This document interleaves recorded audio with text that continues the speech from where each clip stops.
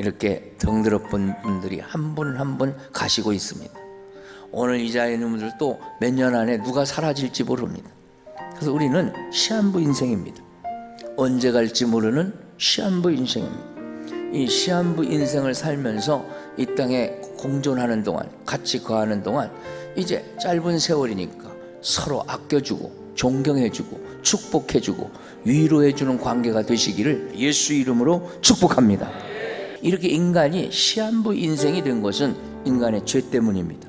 그러므로 시한부 인생을 살면서 서로 박 터지게 바가지 걷고 싸우고 그러지 말고, 오늘 이 자리에 오신 분들은 날이 갈수록 서로를 귀히 여기며 아름답게 살아가시기를 예수 이름으로 축복합니다.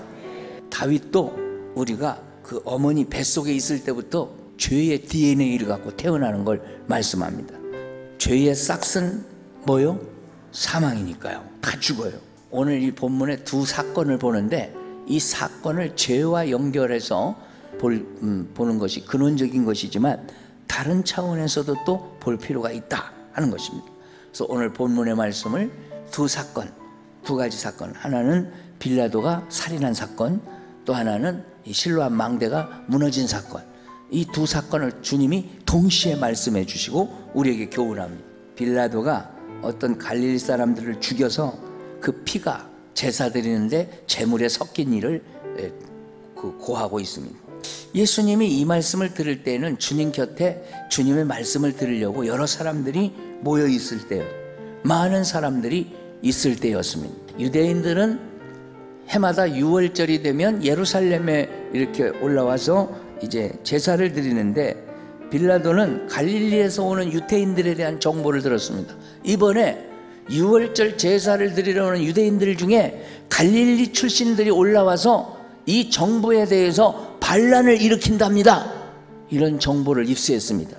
그런데 빌라도의 군사들이 와서 사정없이 칼로 찌르고 막 죽이니까 피가 막 낭자게 막 솟구치면서 그 하나님께 드리는 제물, 소나 양 이런 거 잡아 바치는데 그 제물에 사람 피가 흐르는 거예요. 응? 거기에 막 섞인 거예요.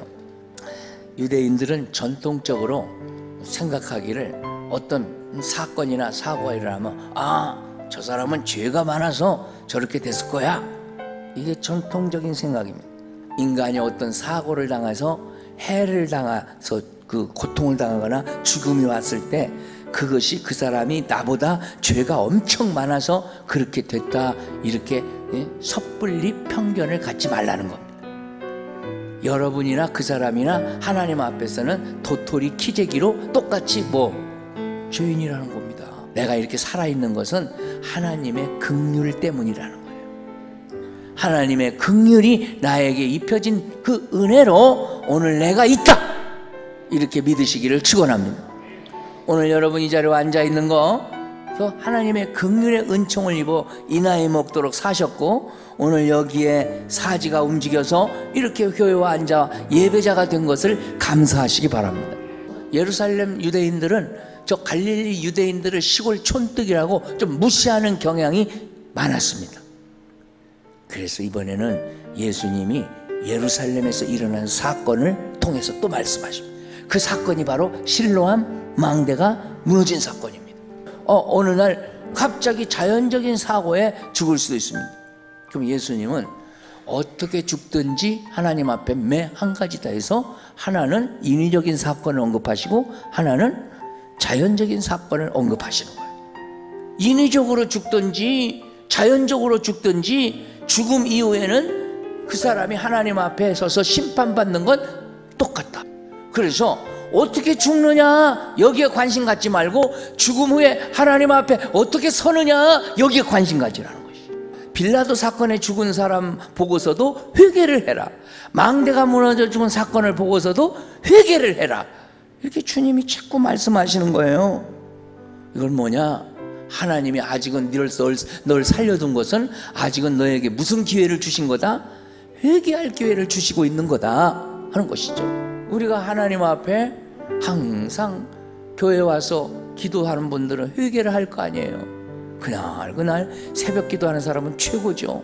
매일매일 회개하니까 얼마나 준비가 잘 되겠어요. 우리가 회개를 자주 하고 살 수 있다는 건 굉장히 마음 든든한 일이죠. 하나님이 아무 때 불러도 좋은 곳에 가니까. 시한부 인생의 진정한 참사는 회개 않고 죽는 것이다. 예수님 믿을 때 원죄와 자범죄를 다 용서받지만 순간순간에 자범죄는 계속 짓는 걸. 아무리 목욕을 해도 바깥에 나갔다 오면 손발을 또 씻어야 하듯이 우리는 잔챙이 죄를 많이 져요. 그렇기 때문에 회개는 자주 하셔야 돼요. 자주 손을 씻어야 건강하다고 그러잖아요. 주님 앞에 와 자주 씻으시기를 축원합니다. 빌라도에게 갑자기 칼 맞아 죽은 거, 아이고 참사다, 너무 비참한 일이다, 아이고 망대가 무너져, 아이고 저 사람 어디 저렇게 죽었나, 너무 비참한 일이다. 그거보다 더 비참한 게 뭐냐? 회개 않고 죽는 거다. 이게 주님 말씀이에요. 이 다음에 죽어서 하나님 앞에 서게 되면 기회가 없어요. 1분도 시간이 그때는 없어요. 여러분이 주 예수님을 믿고 가족이 구원받길 원하면 그 가족 중에 강팍한 자를 위해 기도하시기 바라요. 회개 안 하고 죽으면 가장 비참한 참사인데 아직은 기회가 있잖아요. 여러분 자신들도 늘 회개해서 깨끗이 유지할 뿐만 아니라 여러분의 가족, 자녀들 하나님 앞에 바로 서게 하고 회개하고 준비된 인생으로 살아가게 하시기를 축원합니다.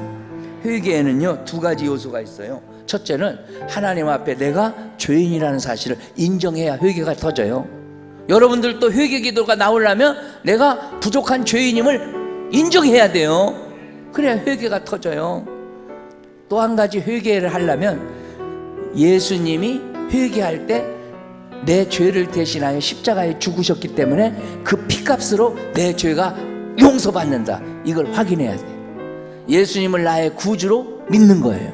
그 십자가의 효과를 믿는 거예요.